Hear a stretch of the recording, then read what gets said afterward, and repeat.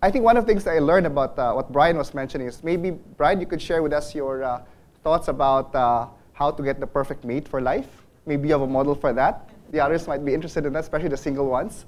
And it's always interesting to find out that each and every one of us always thinks about some form of model or metric. You know, when you make decisions, you always have something in mind. And actually, when I thought about this title, which Norn gave me, it's actually a no-brainer, because even without saying anything, I'm sure you would agree with it. Right? Nobody would say that that's not true. That's actually very important. So I was trying to think about what the hell am I going to say about it if it's already true.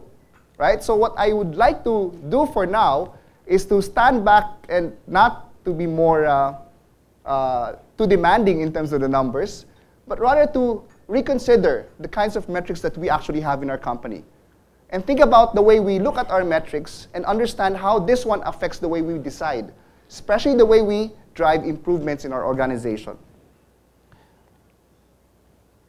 So the outline of my talk talks about, well, I'd like to define things.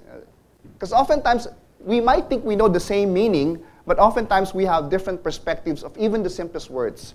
So I'll just go over and talk about what is business process, talk about BPM, just a show of hands. How many of you guys here are into BPM at the moment?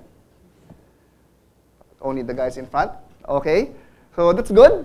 At least there are some initiatives, so people who might be interested can interact with those who raised their hands a while ago. I'll try to compare BPM with Six Sigma with Lean and see how they differ and how they complement.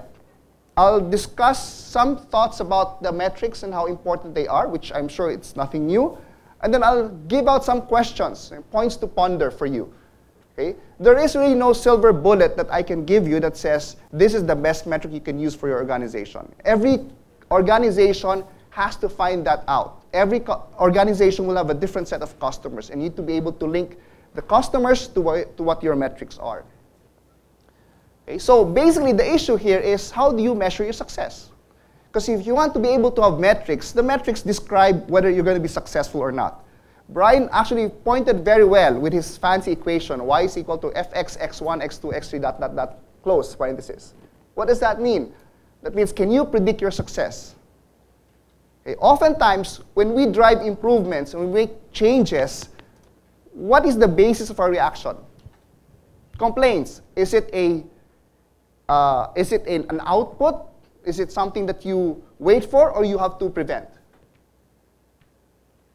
When you talk about defects in your deliveries, is it something you prevent or you wait to happen? Or more often than not, you would see many companies actually waiting for things to happen before they react.